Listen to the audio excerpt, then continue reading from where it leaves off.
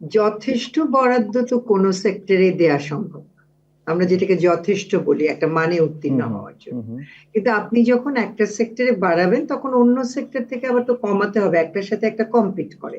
কিন্তু স্বাস্থ্য এবং সেবা এমন একটা বিনিয়োগ যেখানে আমি আমার জনগণের কাছ থেকে যদি আমি জনবল তৈরি করতে চাই, এর উপরে কিন্তু কোনো মানে এই দুটাতে আমাকে সর্বোচ্চ মনোযোগ দিতে হবে, সর্বোত্তম মনোযোগ দিতেই হবে। এটাকে আমি ইতিবাচক বলি। কিন্তু ওই বললাম আবার যে আমি কোথায় বরাদ্দ করছি কিন্তু কোথায় করছি। আমি একটা উদাহরণ দিই আপনাকে। 2009 থেকে 2023-24 কালে আমরা ইউজিসি ইউনিভার্সিটি গ্র্যান্টস কমিশন, উচ্চ শিক্ষায় যারা অর্থায়ন করেন, ওনাদের একটা মূল্যায়ন আমরা করলাম যে অর্থায়নগুলো কোথায় গেছে। এর মধ্যে কিন্তু 15টা বিশ্ববিদ্যালয় থেকে বিশ্ববিদ্যালয় হয়ে গেছে 65টা। গবেষণায় খাতে 108 কোটি টাকা থেকে 198 কোটি টাকা হয়েছে। উন্নয়ন খাতে, আপনি পরিচালন ব্যয় না, উন্নয়ন খাতে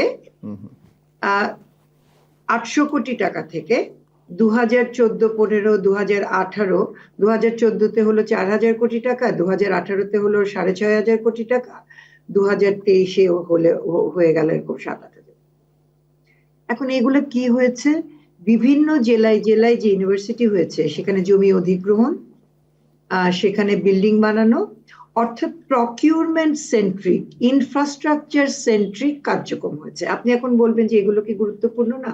অবশ্যই গুরুত্বপূর্ণ, বিশ্ববিদ্যালয়ের ইনফ্রাস্ট্রাকচার থাকতে হবে, কিন্তু তার সাথে সাথে শিক্ষার মান, শিক্ষকের মান, গবেষণার মান, এগুলোতেও তো আপনাকে উত্তীর্ণ হতে হবে। এখন আপনি সেখানে টাকা বাড়ালেন না, কিন্তু আপনি শুধুমাত্র ইনফ্রাস্ট্রাকচারে মনিটরিং আপনি বাড়িয়ে দিলেন এবং সেখানে ভেস্টেড ইন্টারেস্ট গ্রুপ তৈরি হয়ে গেল। এই জায়গাগুলো তো আমাদের বড় বাধা। ফলে আমি কোথায় বিনিয়োগ করছি, অর্থায়নটা কোথায় হচ্ছে এবং সেটা প্রকিউর সেন্ট্রিক হচ্ছে, এইটা হচ্ছে আমাদের বড় দুশ্চিন্তার জায়গা। আরেকটা দুশ্চিন্তার জায়গা বুলবুল, এই শিক্ষা এবং স্বাস্থ্য খাত সহ আমি বলছি, থোক বরাদ্দ। একটা হচ্ছে প্রকল্প হলে প্রকল্পের তো ডিজাইনিং থাকে, মাথা পিছু হেড পিছু আপনাকে খরচ করতে হয়।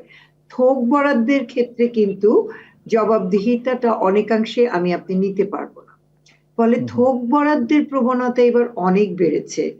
আমি সরকারকে এইটুকু ছাড় দিতে চাই যে মাত্র 3 মাসে ওনাদের ইন্টেন্টটা ওনারা প্রকাশ করেছেন, কিন্তু এই থোক বরাদ্দগুলো কিভাবে ওনারা খরচ করবেন, ডেলিভারি মেকানিজম কি, এই ডিজাইনিং গুলো ধীরে ধীরে ওনারা ম্যাচিওর করে যদি জনগণের সাথে শেয়ার করেন, সেটা আমার মনে হয় যে একটা কাজের বিষয় হবে।